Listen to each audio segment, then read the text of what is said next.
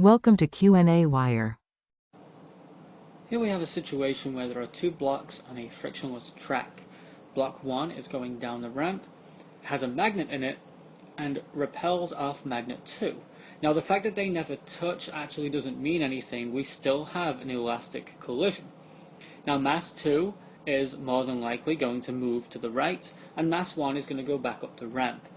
We have been asked to find the maximum height where m1 will rise after the collision has occurred. So to figure that out, we have to look at block 1 first and find its original maximum speed after it goes to the bottom of the ramp.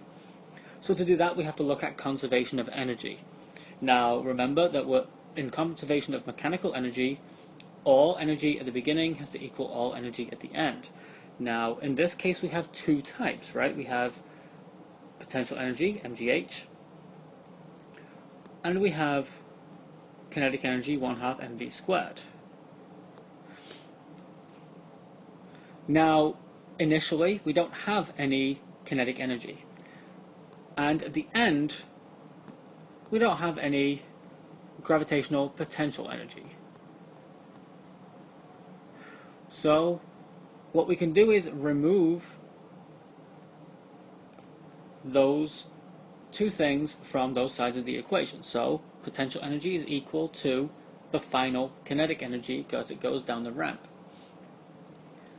Now we know the masses here are the same, so GH is equal to 1/2 Vf squared, and therefore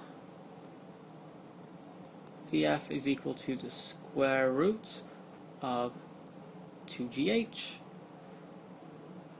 and plugging in those numbers, it's 2 times 9.8 multiplied by the height, which is 5. So the speed where it is kind of coming into contact with the other block comes out to be 9.90 meters per second. So that's our speed right before the collision.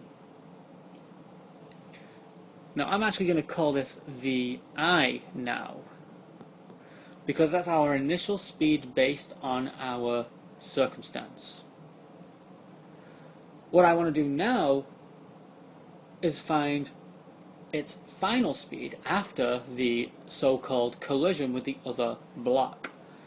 Now, block 2 doesn't have an initial speed, so we can use our fact that V1 final is equal to m1 minus m2 over m1 plus m2 multiplied by V1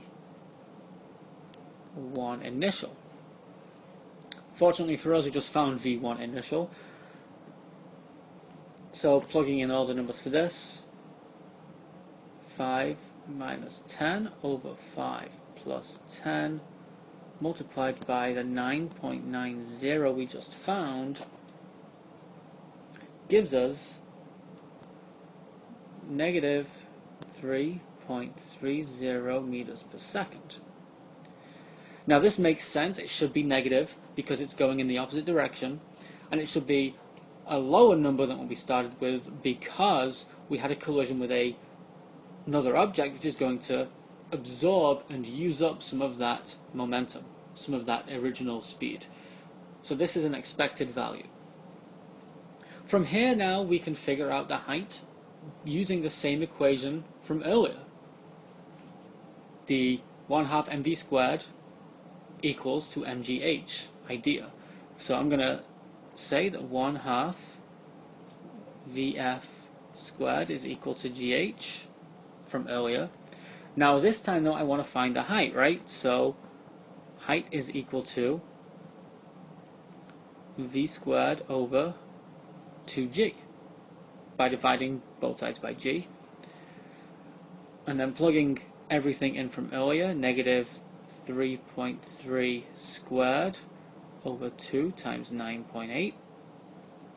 You calculate your height to be 0.556 meters.